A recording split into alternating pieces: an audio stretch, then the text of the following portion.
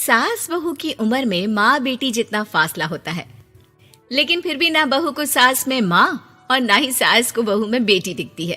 कैसे? ओहो, ये बाल भी ना संभाले नहीं संभलते, इतने लंबे और काले। देखने वाले तो कहते हैं कि बहू सास और सास बहू लगती है। कौन है ये लोग माँ जी? मुझे तो नहीं दिखते जिस सास को बहू समझ रहे हैं। अरे चल छोड़ ना, जा चाय लेकर आ जा और किचन में मेहंदी भिगा देना। और हाँ, दोपहर को पार्लर वाली आ रही है मेरे हेयर स्पा के लिए, तो जरा गर्म पानी तैयार करके भाप की तैयारी भी कर देना। बहू खुद के बाल देखती है जो सूखे, बेजान और बेतरीके से बंधे होते हैं। बहू किचन की तरफ जाती है। यहाँ खुद के बालों को संभालने का टाइम नहीं है, ना ही पैसा, लेकिन सास के बालों पर इन्वेस्टमेंट देखकर हैरानी ही होती है मुझे तो। दोपहर को पार्लर वाली सास के बालों को देखकर बोल पड़ती है, ओहो, ये कैसे बाल कर लिए आपने? 2 हफ्ते से मुझे बुलाया नहीं ना, तभी। अरे वो बहू के कारण। मेरे कारण? मैंने कब मना किया था आपको किसी चीज के लिए? अब तू ही मायके चली गई थी ना, अब मैं घर का खाना बनाऊं या फिर बालों की केयर करूं? तू जाकर पानी लेकर आ।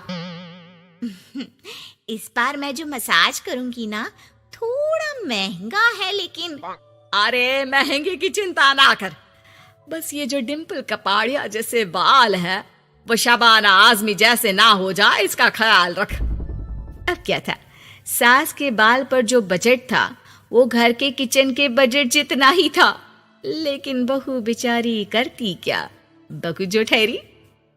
एक बार सास बहू मॉल में घूमने जाते हैं।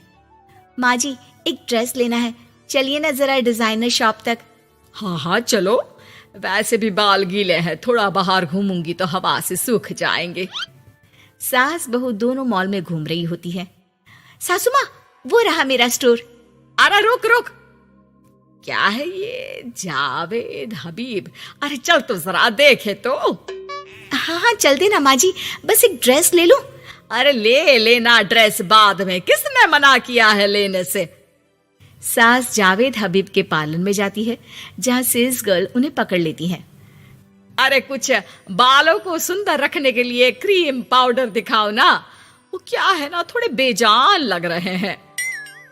क्यों नहीं, वैसे ये नया प्रोडक्ट लॉन्च हुआ है, इससे आपके बालों की खूबसूरती 4 गुना बढ़ जाएगी। इसे लगाने के बाद ना आपको हेयर स्पा करने की जरूरत पड़ेगी और ना ही किसी महंगे शैम्पू की। बस ये लगाइए और पूरे मोहल्ले में बाल चमकाइए, लहराइए और इतराइए। अरे वाह, कितने का है? इतना सस्ता कि आपको हंसी आ जाएगी। तो एक काम करते हैं ना, पहले हम हंसी लेते हैं, क्यों? ये जरूर आपकी बहू होगी, है ना? कैसे पता? अरे भला कौन सी बहू चाहेगी कि सास के बाल सुंदर दिखे? मुझे नहीं लगता कि आप ये प्रोडक्ट ले पाएंगी। एक काम करिए, फिर कभी आइएगा। अरे ओए, पैक कर दे इसे, और सुन, 2 पैकेट पैक करना, और आज के बाद किसी सास बहू के बीच लड़ाई लगाने की कोशिश ना करना। सेल्स गर्ल मुस्कुराकर साथ खड़ी दोस्तों को देखती है और सामान पैक कर देती है। उन लोगों के जाने के बाद, देखा मैंने कैसे खेल खेला? बहू मानती तो मुसीबत, और ना मानती तो भी मुसीबत। वहीं सामान लेकर सास भी खुश बाहर निकलकर बहू से कहती है, अरे वाह बहू, अब देखना मेरे बाल ना और ज्यादा सुंदर हो जाएंगे। अब तो लोग मुझे देखकर जलने लगेंगे। वैसे जलन से याद आया, तुझे भी तो ड्रेस लेनी थी ना, चल ले लेते हैं। रहने दीजिए, पैसे किसके पास है जो ड्रेस ले लूं? आप तो अपने बाल लहरा लहरा कर इतराइए। मैं कोई पुरानी ड्रेस ही पहन लूंगी। चलो वो भी ठीक है बहू, देख हमेशा ना फालतू खर्चे से बचना चाहिए। मैं बिल्कुल फेवर में नहीं थी तेरी नई ड्रेस के लिए, फिर भी तुझे मना नहीं कर पा रही थी। बहू के तो मन में आता है कि सास की इस बात के बाद वो उन्हें इतना अच्छा करारा जवाब दे, लेकिन चुप हो जाती है। सास का बालों को लहराना और इतराना यूं ही चल रहा था। एक दिन, माँ जी, न जाने क्यों चक्कर आ रहा है, लगता नहीं कि मैं काम कर पाऊंगी, मैं अपने कमरे में आराम करने जा रही हूँ। थोड़ी देर बाद पति भी आ जाता है। माँ, शिखा को कहीं देखा क्या? आज बहुत दिनों बाद घर की रसोई से इतनी अच्छी खुशबू आ रही है।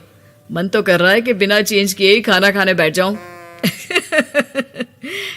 अरे बेटा, खाना आज मैंने बनाया है तो घर तो महकेगा ही। तेरी बीबी बीमार बैठी है।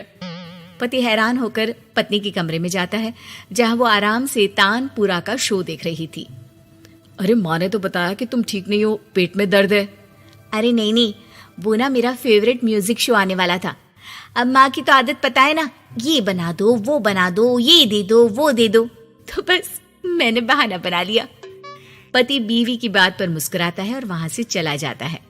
दरअसल शिखा को म्यूजिक का बड़ा शौक था और उसके पसंदीदा संगीतकार उसके शहर में थे और संगीत की क्लास लेने वाले थे।